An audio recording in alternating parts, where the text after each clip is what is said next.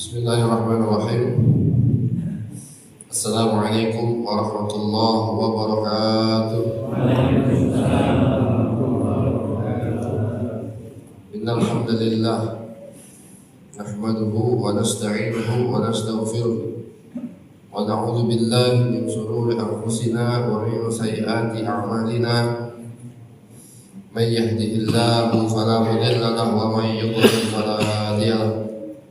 أشهد أن لا إله إلا الله وحده لا شريك له وأشهد أن محمدا عبده ورسوله لا نبي بعده. اللهم صل وسلم على سيدنا وحبيبنا وشفيعنا سيدنا محمد صلى الله عليه وسلم وعلى آله وأصحابه ومن تبعهم إلى يوم الدين. أما بعد. Hadirin jamaah yang dirahmati oleh Allah Subhanahu wa taala, alhamdulillah, syukur kita kepada Allah. Pada subuh hari ini Allah Subhanahu wa taala masih memberikan kita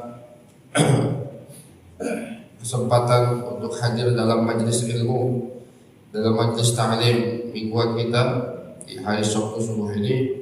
Mudah-mudahan apa yang kita lakukan pada hari ini mendapatkan ridha dari Allah Subhanahu wa taala dan mendapatkan ganjaran dari sisi Allah Subhanahu wa taala. Salawat dan salam selalu kita haturkan kepada baginda Nabi kita Nabi Muhammad sallallahu alaihi wasallam. Hadirin jamaah yang dirahmati Subhanahu wa taala, kita melanjutkan kembali pembahasan kita Sirah Nabawiyah yang kita ambil dari kitab Ar-Rahiqul Makhtum karangan Syekh Shafiyur Rahman Al-Mubarakfuri rahimahullah taala. Hadirin jamaah sekalian, di pertemuan sebelumnya kita telah membahas bagaimana dukhulu Islam Hamzah dan Umar. Umar dan Hamzah masuk Islam. Yang mana hadirin jamaah sekalian, Islamnya Hamzah dan Umar ini membuat agama Islam ini memiliki kekuatan. Kata Ibnu Mas'ud radhiyallahu anhu, dulu kami tidak berani menampakkan keislaman kami sampai masuk Islamnya Umar. Jadi ketika Umar masuk Islam, kami berani mulai menampakkan keislaman kami. Bahkan setelah Umar masuk Islam ini, hadirin jemaah sekalian, para sahabat pernah suatu saat membuat, kalau bahasa kita mungkin parade gitu ya, membuat pawai. Mereka berjalan keliling kota Mekah berdakwah.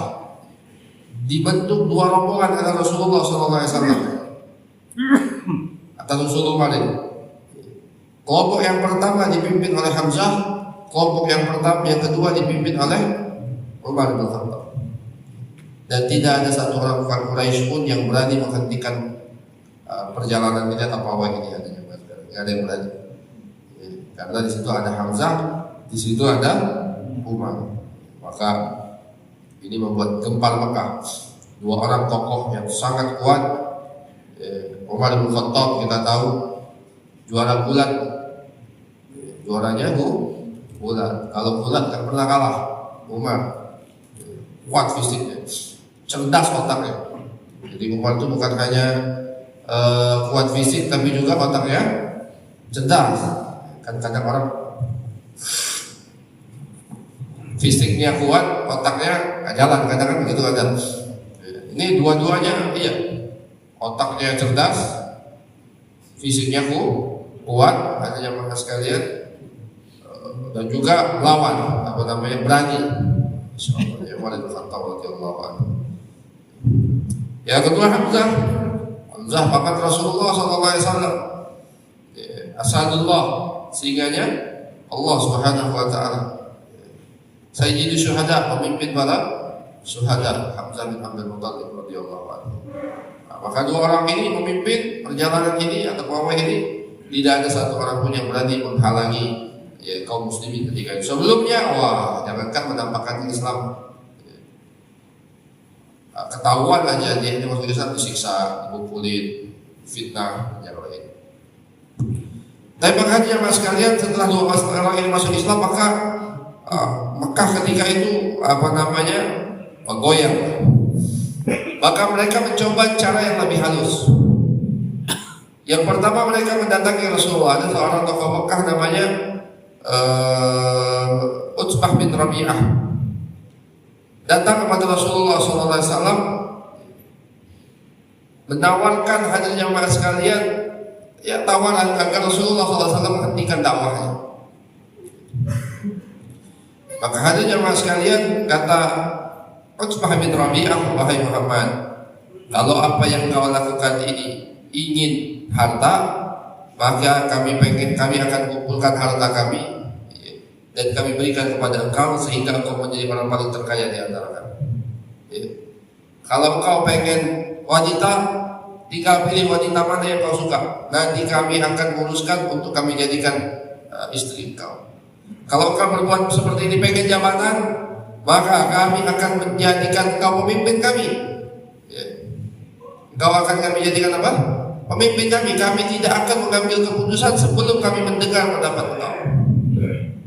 Semua ditawarin kepada Rasulullah oleh Utsbah bin Rabi'ah.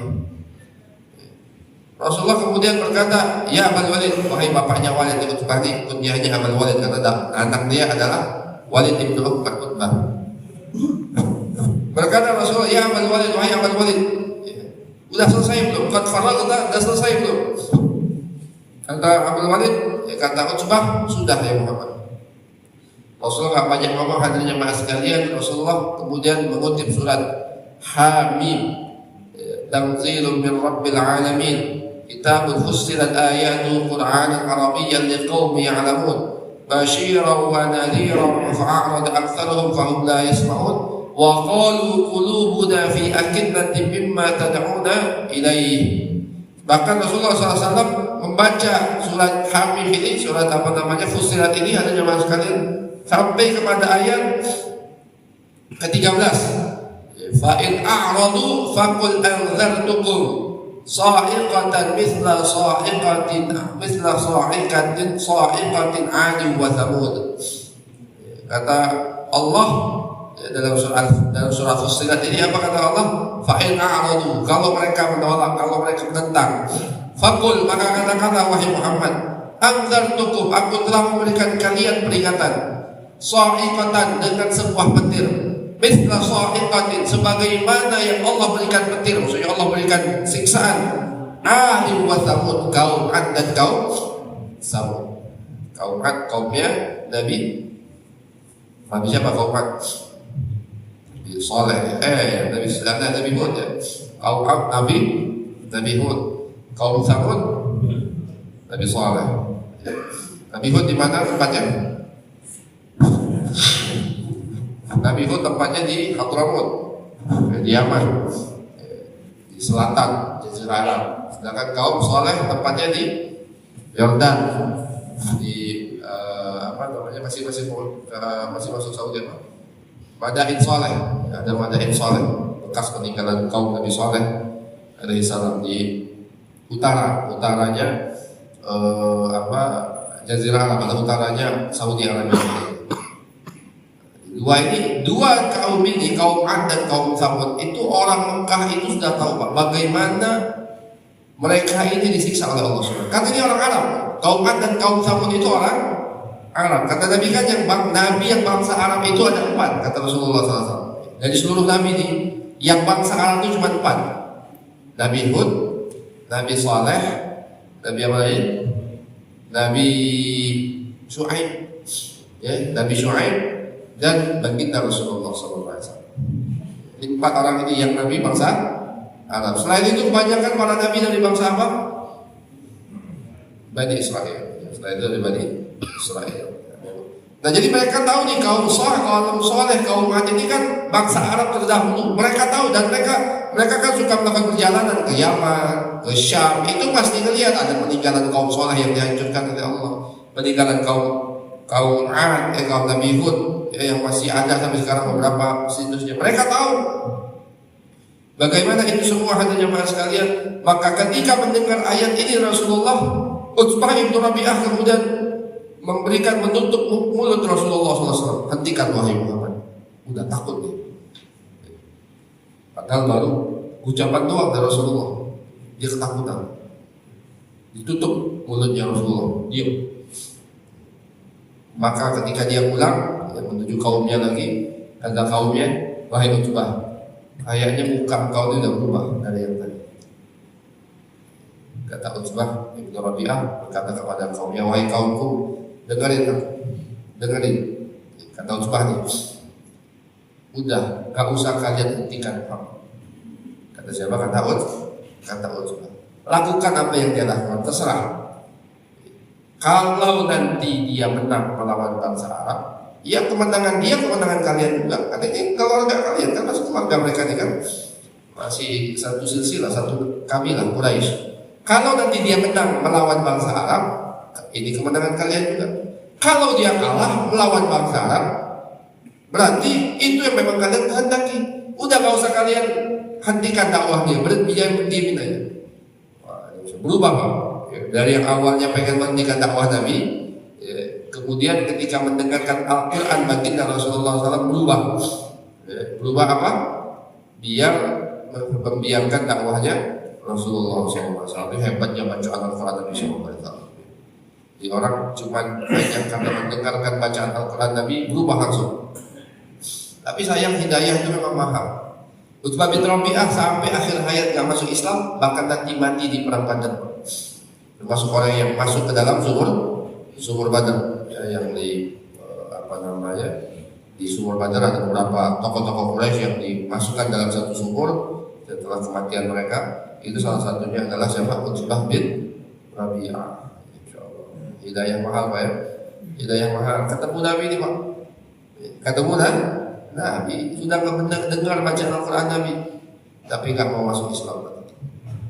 Bahkan nanti mati dalam keadaan kafir, dalam keadaan memerangi Rasulullah Sallallahu Alaihi Wasallam. Tapi hadirin jemaah sekalian, maka usaha ini gagal. Maka ketika itu hadirin jemaah sekalian, ada beberapa usaha lain yang mereka lakukan untuk menghentikan dakwah Rasulullah dengan cara yang ya mereka ajak negosiasi dengan Rasulullah SAW. Kalau tadi dengan cara diberikan harta, diberikan jabatan, diberikan wanita dan yang lainnya nggak mempan.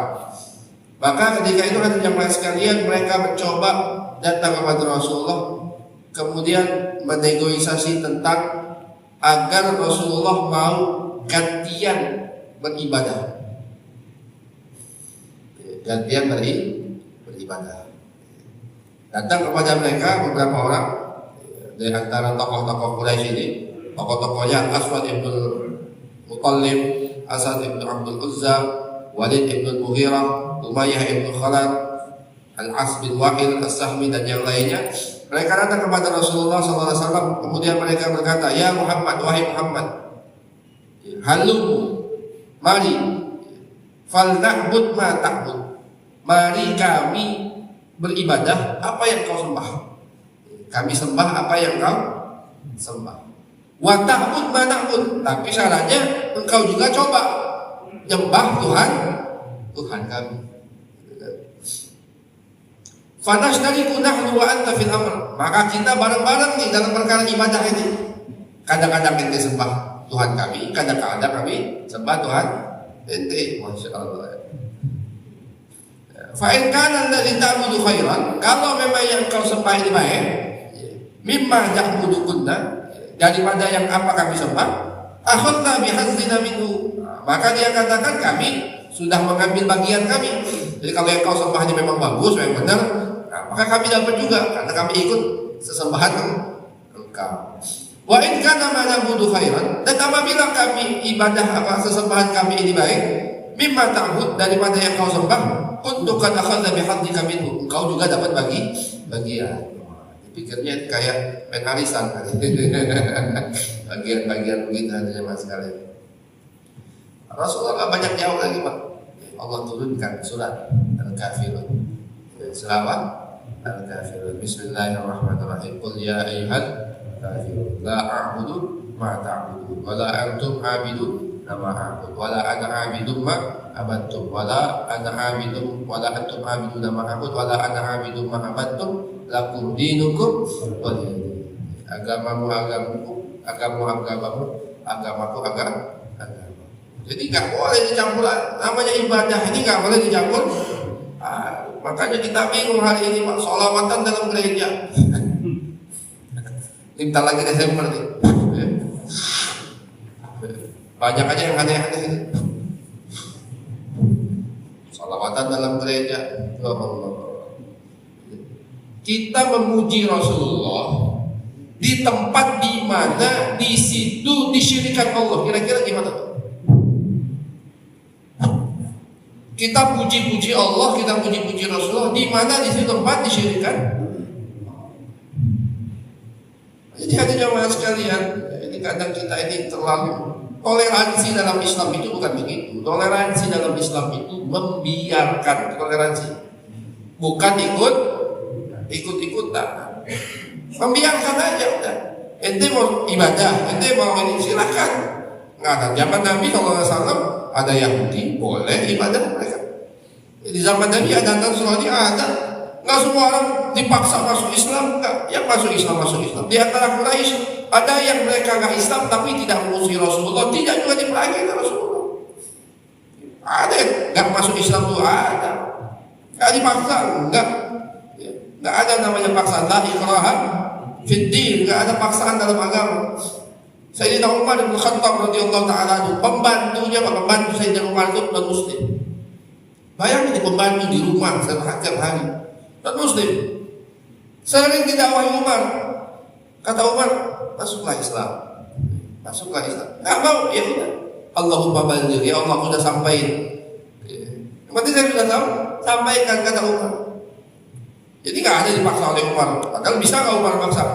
Bisa, tapi nggak bisa, nggak maksa.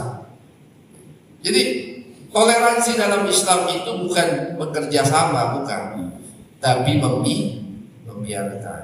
Kamu mau ibadah, silakan. Nanti kami juga ibadah. Tapi nggak usah digabung-gabung, nggak usah. Oh, karena mereka hari Natal, kita puji Rasulullah, kita sholawatan dalam gereja. Nanti kita maulid atau apa, mereka ke masjid nyanyi lagu-lagu apa? Lagu-lagu rohani di masjid. Ini kan kacau campur aduk begini hari ini sekalian. Aneh-aneh. Toleransi dalam Islam itu bukan campur aduk. Toleransi dan agama yang paling toleran itu sebenarnya Islam. Gak ada agama Pak di mana Islam mayoritas, di situ non Muslim bebas beragama. Coba perhatikan, ya kan? Indonesia mayoritasnya Islam, bebas nggak mereka? Coba tempat Islam minoritas, susah nggak kita? Jadi ada Islam, agama yang paling toleran itu Islam. Nggak ada orang dipaksa masuk Islam, nggak ada. Agama yang lain, waduh intoleran. Kalau kita melihat bagaimana waktu di zaman Spanyol itu dikuasai kembali oleh kerajaan Kristen kan, itu ada bentuk penyiksaan. Saya lupa istilahnya itu. Ya, ada bentuk penyiksaan. Itu setiap orang yang nggak mau murtad, kan Spanyol di zaman itu Andalusia ya. Andalusia itu sudah 750 tahun dikuasai Islam, 750 tahun dikuasai Islam. Jadi udah Islam di situ, udah beranak pinak mereka di situ. Islam bahasanya Arab, gaya-gayanya orang Islam. Tapi karena kemudian mengalami kelemahan, ya akhirnya mereka terusir daripada Spanyol ini. Hanya masukkan inkuisasi, inkuisi. Itu bentuk penyiksaan bagi orang-orang yang nggak mau masuk agama Kristen. Maka mereka terpaksa kemudian harus melarikan diri. Ada kemudian memang benar masuk agama Kristen, ada, ya. Tapi ada juga banyak di antara mereka yang kemudian mendapatkan siksaan, ya, karena mereka tidak mau murtad daripada agama Islam ini hari ini. Maka ya, toleransi dalam Islam itu bukan campur aduk, bukan. Toleransi dalam Islam itu apa? Membiarkan. Islam, masya Allah. Zaman Umar bin Khattab radhiyallahu anhu ketika menaklukkan Al-Quds, ya, ketika menaklukkan Al-Quds. Al-Quds ini bahasa Arab, bahasa Ibraninya Yerusalem. Yerusalem. Bahasa Arabnya apa? Al-Quds. Ketika menaklukkan Al-Quds kan masuk dengan damai, hatinya mas kalian. Umar buat perjanjian, namanya Al-Ahdul Umariyah. Sampai hari ini itu perjanjian masih ada di Yerusalem. Al-Ahdul Umariyah, perjanjian Umar, dijamin semua. Ya, pendeta-pendeta dijamin boleh ibadah. Apalagi hadirin sekalian, gereja-gereja tidak boleh dihancurkan, salib-salib tidak boleh dipatahkan. Yang masih tetap mau di situ silakan, dipersilakan, dibebaskan untuk ibadah dan yang lainnya. Yang mau pulang kembali lagi ke negeri mereka, mungkin ke Istanbul, ke Konstantinopel juga dipersilakan, dibebaskan. Hanya sampai hari ini itu masih ada perjanjian ini, Al-Ahdul Umariyah namanya, perjanjian Umar bin Khattab radhiyallahu taala. Bagaimana kurang toleransinya di sini? Bahkan sampai hari ini kan di samping Masjid Al-Aqsa itu ada gereja tua, ya, ada gereja. Yang nggak mau Umar bin Khattab ketika itu menghancurkan gereja tersebut. Karena kenapa? Ya, nanti gereja-gereja lain akan dihancurkan juga kata Umar. Kalau saya hancurkan gereja, udah biarin aja begitu. Masya Allah. Ya. Jadi apa yang dilakukan oleh siapa namanya tokoh-tokoh Quraisy ini gagal mani kata mereka, gagal lagi, nggak pernah berhasil ya usaha-usaha mereka. Maka hanya jamaskan akhirnya Abu Jahal panas. Abu Jahal nggak bisa kuat. Ini nggak bisa dilakukan seperti ini Muhammad. Kita dipermainkan terus kata Abu Jahal. Maka akhirnya suatu saat ketika Abu Jahal sedang berkumpul dengan tokoh-tokoh Quraisy ini, ya, kata Abu Jahal, bagaimana kalau saya bunuh aja Muhammad? Kalau kalian siap tidak mendukung saya, ya, jadi zaman dulu hanya jemaah sekalian. Kalau kan Rasulullah SAW ini kan dipegang oleh Bani Hashim, ya, keluarganya kan Bani Hashim, di backup oleh Bani Hashim. Hadirnya mas kalian, maka kalau terjadi apa-apa dengan Rasulullah SAW dari keluarganya Bani Hashim, hadirnya mas kalian, kalau sampai Rasulullah terbunuh, itu Bani Hashim pasti akan menuntut balas kepada orang yang membunuh tersebut. Maka ketika itu mereka gak berani menyakiti Rasulullah dengan keras gitu, atau bahkan sampai membunuh Rasulullah, karena ada keluarga Rasulullah SAW yaitu Bani Hashim, khususnya pamannya Abu Thalib. Maka hanya mas sekalian, kata siapa? Abu Jahal, bagaimana kiranya kalau nanti saya bunuh Muhammad ini waktu dia sedang sujud di depan Ka'bah. Biasanya Rasulullah kalau pagi itu suka ke Ka'bah, sholat di situ. Waktu dia sujud, saya bawa batu besar, saya lempar kepalanya sampai mati. Kata Abu Jahal. Dan kalau nanti ini terjadi, kalian siap tidak mendukung saya? Kata Abu Jahal. Nanti kalian backup saya, kalian dukung saya, sehingga Bani Hashim tidak berani untuk membunuh saya. Karena kenapa di backup oleh seluruh orang Quraisy? Kata orang Quraisy, wahai Abu Jahal, lakukan, kami siap backup kau. Jadi Abu Jahal berani untuk membunuh Rasulullah SAW. Suatu pagi benar Rasulullah ke Masjidil Haram, sholat di situ ada jamaah sekalian. Ketika baginda Rasulullah SAW sujud, Abu Jahal ambil sebuah batu besar.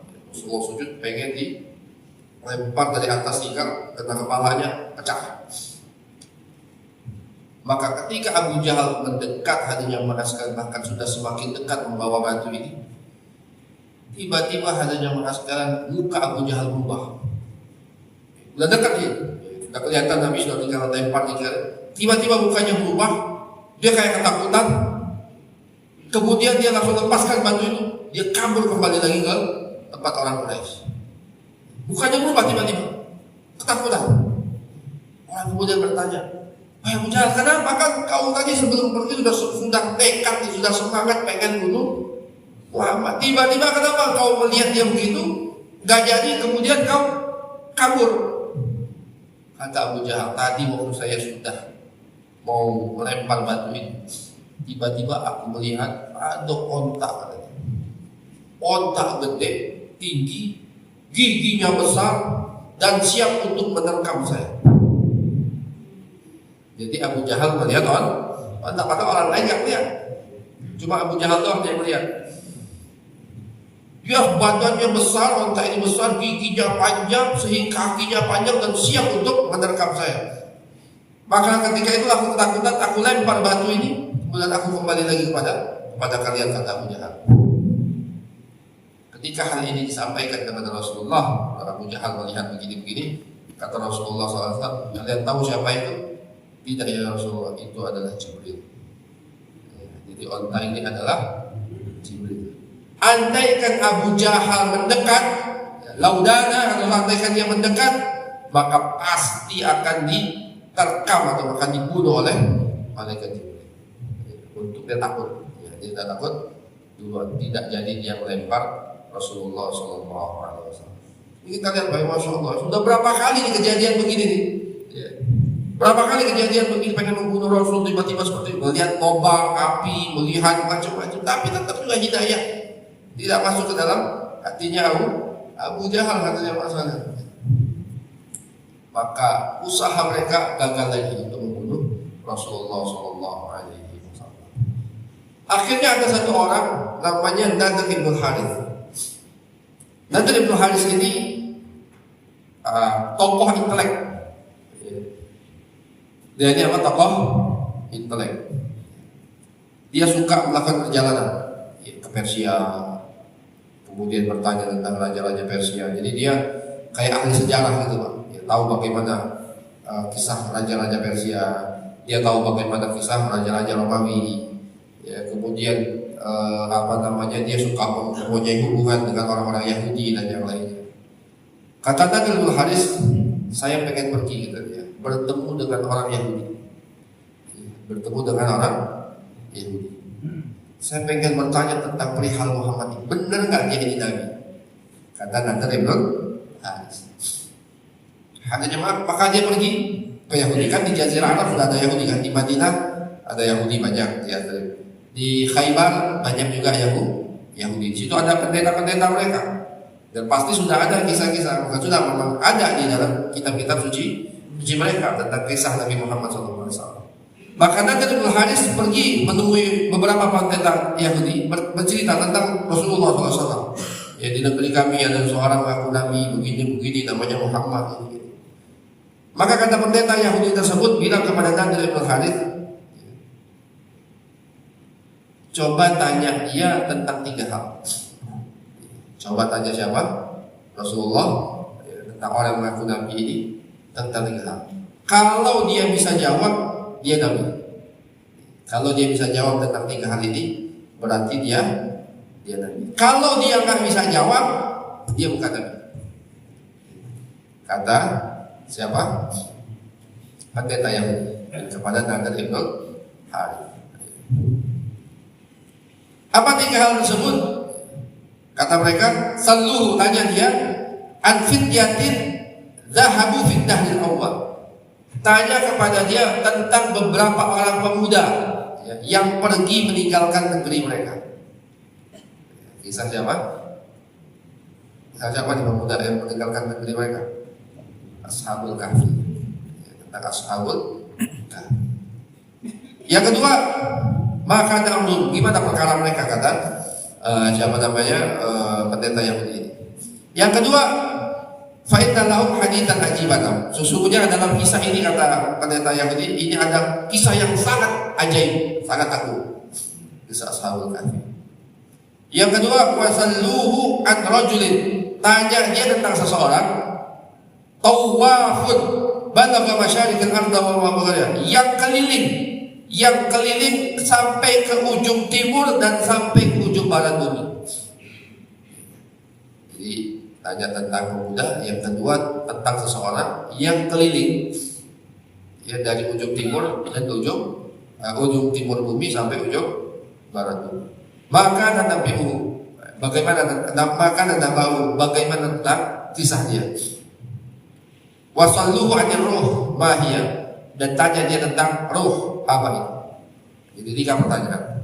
Maka Nadir bin Harith dengan pedenya hadirin jemaah sekalian, falamma qadima Makkah, sampai ke Mekah, maka kata Nadir bin Harith, "Ji'nakum bi faslin ma bainana wa baina Muhammad."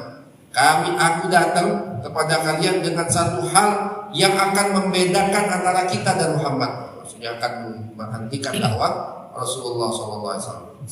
Maka akhirnya Nadir bin Harith mendatangi Rasulullah SAW, bertanya tentang 3 hal ini.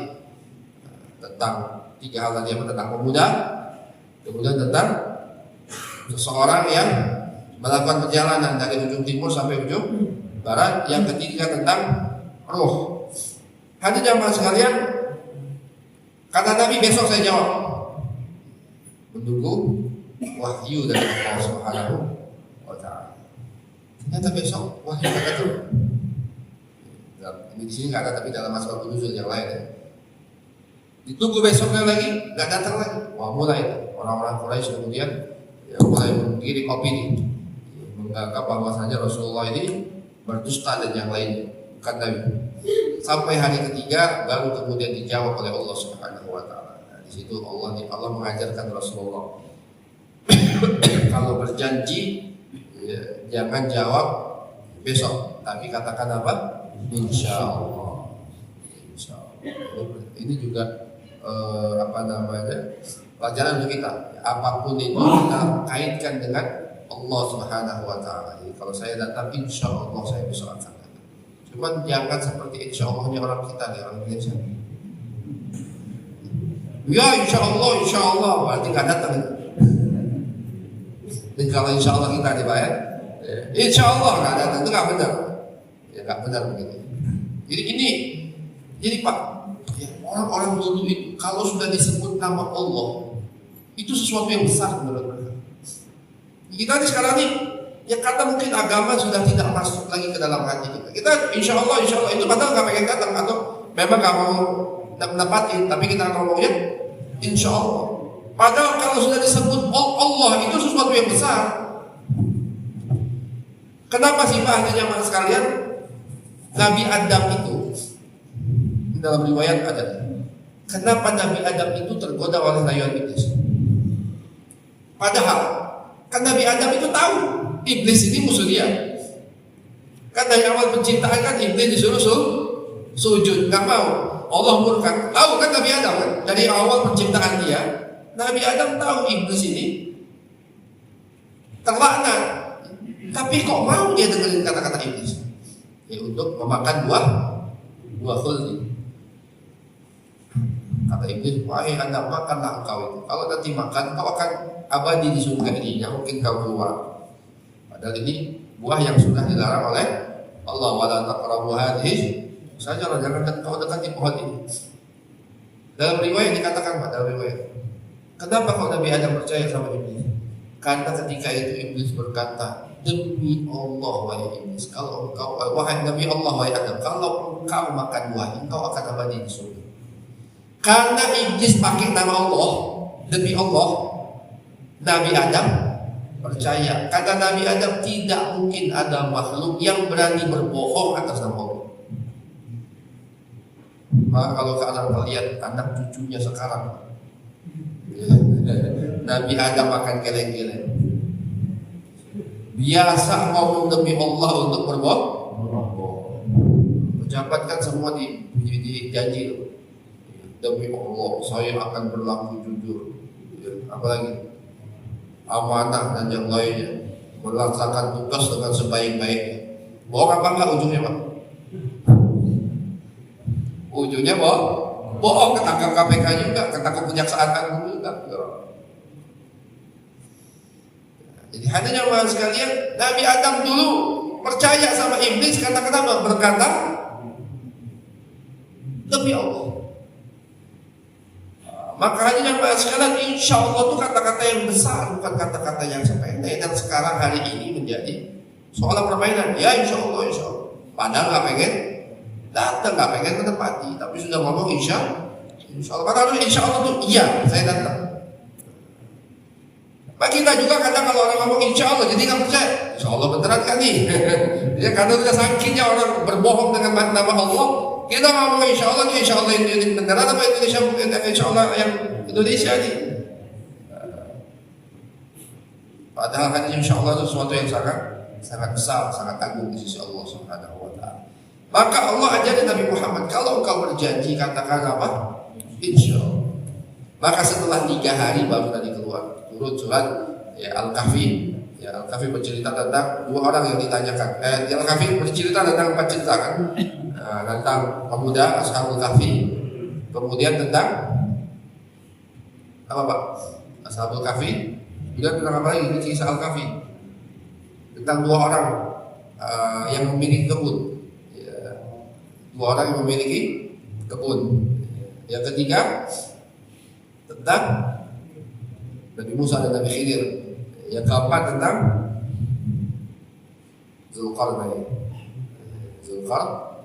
Nah, 2 pertanyaan ini ada dalam surah Al-Kahfi, yaitu Ashabul Kahfi dan juga Zulkarnain. Jadi seorang yang keliling ujung timur, ujung barat itu siapa? Zulkarnain. Zulkarnain itu bukan nama aslinya. Zulkarnain yang memiliki 2 tanduk, maksud Zulkarnain itu. Ya, Qarn itu tanduk. Ya, Zulkarnain yang memiliki 2 tanduk, maksudnya apa? Yang pernah keliling ujung timur sampai ujung barat. Itu adalah Zulkarnain, hadirin sekalian. Jadi salah satu Zulkarnain nama aslinya wallahu a'lam bishawab, Al-Qur'an tidak sebutkan, tapi banyaklah ini kayak prediksi orang meneliti bahwa Zulkarnain itu ada yang mengatakan raja siapa? Yang namanya siapa? Alexander the Great. Ya, ada yang mengatakan siapa Alexander the Great, salah seorang raja Romawi. Ada yang mengatakan raja Siprus, salah seorang raja Persia dan yang lainnya. Allah a'lam bishawab, ini tidak jelas siapa. Yang kita taslim aja, kita percaya kepada Allah ada seorang yang bernama Zulkarnain yang menguasai seluruh dunia. Jadi di antara raja-raja yang berkuasa di dunia ini hanya ada 4 orang Pak, yang pernah menguasai seluruh dunia. Hanya ada 4 orang yang pernah menguasai seluruh dunia. 2 muslim beriman, 2 kafir. Yang muslim Zulkarnain dan Nabi Sulaiman. Zulkarnain dan Nabi Sulaiman itu pernah menguasai seluruh dunia. Yang kafir raja siapa namanya? Raja beliau dari zaman Nabi Ibrahim, Namrud. Ya, Raja Namrud dan 1 orang lagi, seorang raja Persia, saya lupa namanya, agak sulit. Siapa ya? Saya lupa namanya. Ini cuma 2 orang ini, cuma 4 orang ini. Yang lain nggak ada. Firaun kuasai dunia kan? Firaun cuma kuasai Mesir doang. Tapi sombongnya minta ampun. Coba kuasai Mesir, dia orang kuasai dunia. Namrud dia kuasai dunia. Namrud menguasai seluruh dunia. Selain itu nggak ada hanya. Nah, hikmahnya kenapa kok 4 orang ini 2 muslim, 2 kafir? Hikmahnya apa Pak? 2 muslim, 2 kafir. Hikmahnya Pak, urusan dunia ini Pak, muslim dikasih, kafir dikasih. Jadi nggak usah terlalu bangga dengan urusan dunia. Urusan dunia ini muslim dikasih, kafir dikasih. Tapi urusan iman nggak semuanya dapat, kecuali orang-orang beriman. Jadi, ini hebat nih. Urusan dunia biasa aja Mas. Muslim dikasih, kafir dikasih. Bisa jadi raja-raja itu nanti beriman bahkan mendapatkan. Jadi raja ini kalau dia beriman, masya Allah, ya. Para raja-raja, pemimpin-pemimpin yang adil, kalau mereka beriman, mereka adil, nanti di akhirat mendapatkan naungan, ya, yang tidak ada naungan selain naungan Allah Subhanahu wa Ta'ala. Raja-raja yang adil. Tapi raja-raja yang zalim nanti di yaumul akhir, ia datang dalam keadaan tangan mereka terbelenggu. Bertanggungjawabkan semuanya di hadapan Allah Subhanahu wa Ta'ala. Jadi 2 kisah ini, ya, kisah apa namanya? Ashabul Kahfi dan Zulkarnain itu ada dalam surat Al-Kahfi. Satu lagi tentang Nuh. Roh Allah menurunkan surat Roh, bukan surat apa? Al-Isra, ya, surah Al-Isra. Yas'alunaka surat apa? Surah Al-Isra. Yas'alunaka anil ruh, qulir ruhu min amri rabbi. Kalian bertanya tentang roh. Qulir ruh, katakan wahai Muhammad, roh itu min amri rabbi, itu adalah perkara Tuhanku. Jadi hanya Allah yang tahu bagaimana roh itu sesungguhnya. Jadi mereka bertanya, Allah Subhanahu wa taala kasih tahu apa? Hanya Allah yang tahu bagaimana perkara roh tersebut. Nah, jadi ketika mendapat tiga hal ini hadirin jemaah sekalian, berarti memang Rasulullah adalah seorang nabi, kan sesuai permintaan mereka. Kasih tahu kami tentang tiga kisah ini. Ya, hadirin jemaah sekalian, ketika dikasih tahu oleh Rasulullah SAW kepada mereka, ya, maka kemudian hadirin jemaah sekalian, walakin amma zalimuna illa kafura. Tetap saja mereka kafir dan tetap saja mereka zalim kepada Rasulullah sallallahu alaihi wasallam. Maka hadirin jemaah sekalian, setelah kejadian ini Abu Thalib kemudian mengumpulkan Bani Hashim. Ya, Abu Thalib kemudian apa? Mengumpulkan Bani Hashim.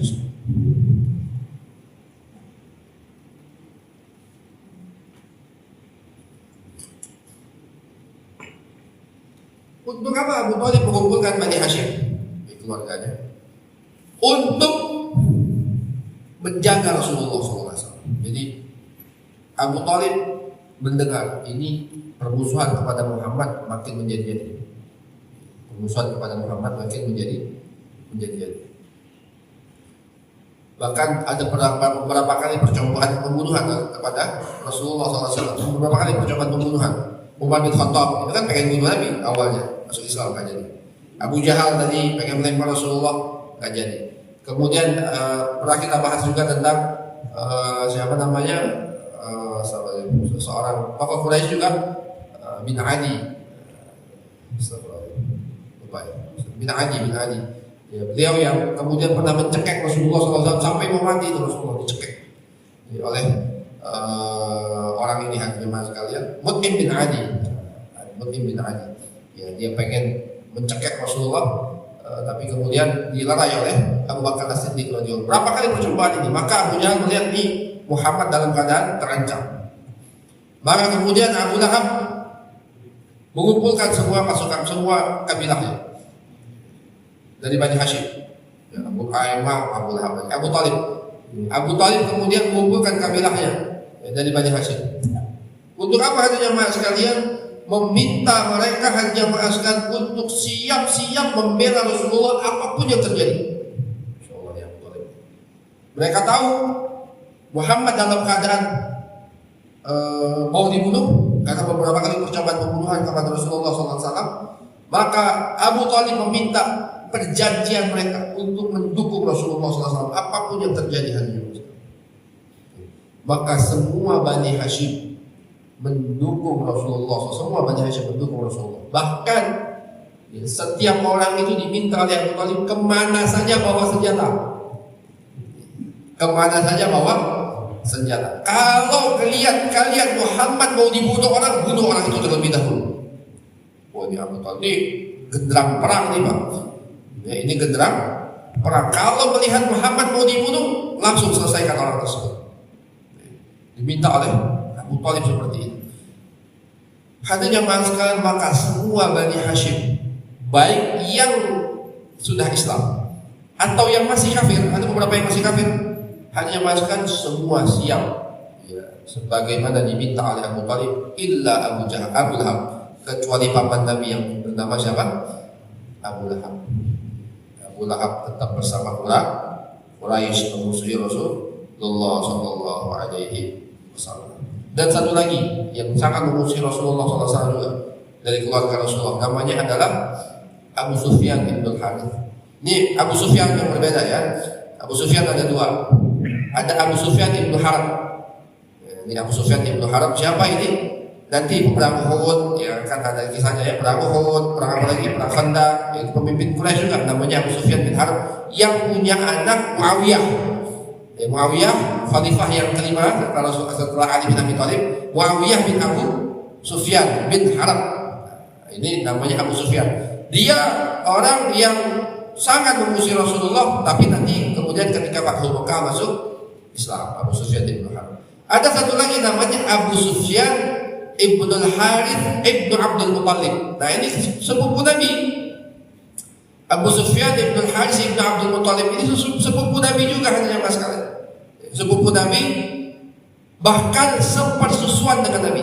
Jadi ada beberapa orang yang sepersusuan dengan Nabi, salah satunya Hamzah, ya ini Abu Sufyan ibn al-Harith ibn Abdul Muttalib. Nah dia sama dengan Abu Lahab, tidak mau mendukung Rasulullah SAW. Abu Sufyan ini. Tapi alhamdulillah Abu Sufyan ini kemudian masuk Islam. Ya, nanti ketika sebelum terjadi Fathul Mekah dia masuk Islam. Beda sama Abu Lahab. Abu Lahab sampai mati. Sebagaimana firman Allah kan sudah dikasih tahu oleh Allah dari awal yang Abu Lahab belum mati nih. Abu Lahab belum mati, Allah sudah mengatakan apa? Saya selanaran dan bayangin pak, kalau Abu Lahab masuk Islam, bayangin, kalau Abu Lahab masuk Islam, berarti ayat Al-Quran kan salah. Ini tabat siadah ini turun puluhan tahun sebelum Abu Lahab mati. Ini kan di awal-awal 3 tahun pertama Rasulullah berdakwah, sedangkan Abu Lahab meninggal setelah perang Badar. Berarti sekitar 12 tahun setelah turunnya ayat ini baru Abu Lahab meninggal. Andai kan Abu Lahab kan bisa jadi masuk Islam. Berapa banyak orang yang dulu musuh Nabi besar tapi masuk Islam. Umar bin Khattab masuk Islam. Siapa lagi? Tadi Abu Sufyan bin Harith masuk Islam. Anaknya Abu Jahal Ikrimah masuk Islam. Banyak tokoh-tokoh yang dulu memusuhi Nabi tapi kemudian masuk. Abu Sufyan bin Harith juga masuk Islam. Abu Lahab Allah sudah katakan, saya selanaran dan dia akan masuk neraka yang apinya menyala-nyala. Artinya Al-Quran ini bukan perkataan Rasulullah. Rasulullah tahu yang gaib, kecuali Allah yang kasih tahu. Murni ya, Al-Quran ini perkataan siapa? Perkataan Allah, kalamullah, yang tidak ada satu huruf pun bercampur dengan perkataan Rasulullah. Jangankan satu kata, satu huruf aja nggak ada perkataan Nabi.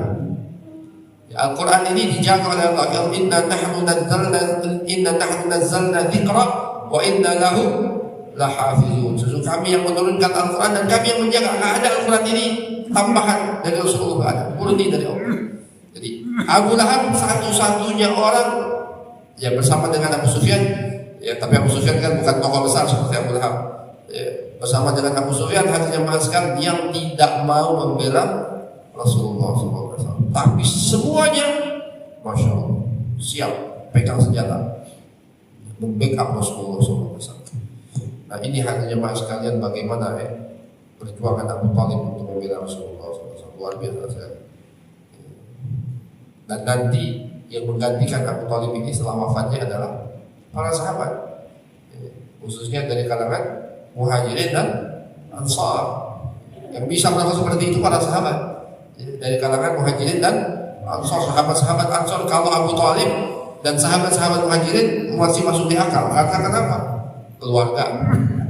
Karena keluarga. Tapi orang Ansar keluarga nggak sama Nabi? Orang Ansar keluarga Nabi bukan? Bukan keluarga Nabi. Tapi mereka sama sebagaimana Abu Thalib, bahkan lebih lagi hanya masalah yang merelakan harta mereka, merelakan nyawa mereka, merelakan anak istri keluarga mereka untuk mendukung dan membackup baginda Rasulullah SAW. Nah, maka seperti itu ya, Abu Thalib hanya mas sekalian backup Rasulullah SAW.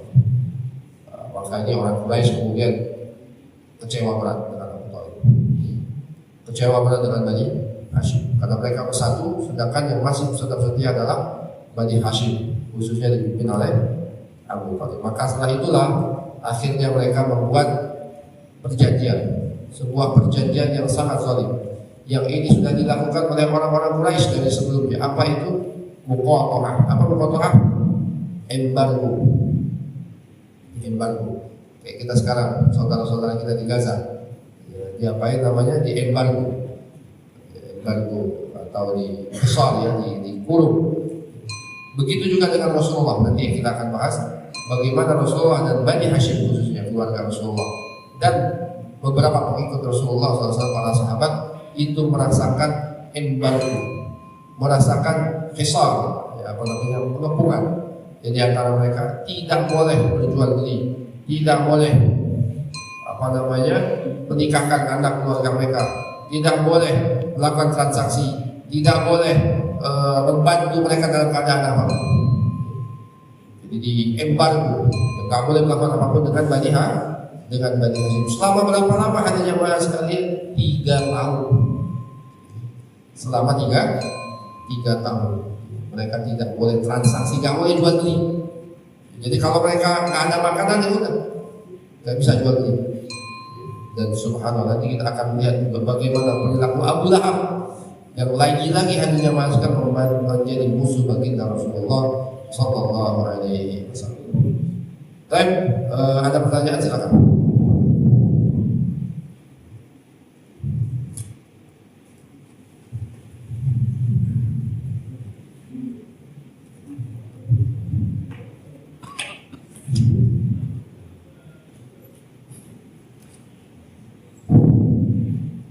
Ada?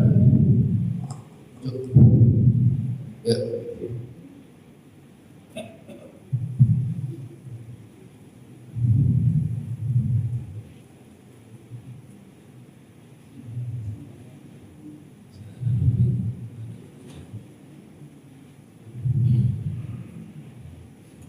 Enggak ada. Ya. Alhamdulillah. Kalau ada pertanyaan cepat selesai. Kita tutup dengan doa kafaratul majlis. Subhanakallahumma wa bihamdika asyhadu an la ilaha illa anta astaghfiruka wa atubu ilaik. Jazakallahu khairan katsiran. Assalamualaikum warahmatullahi wabarakatuh. Waalaikumsalam.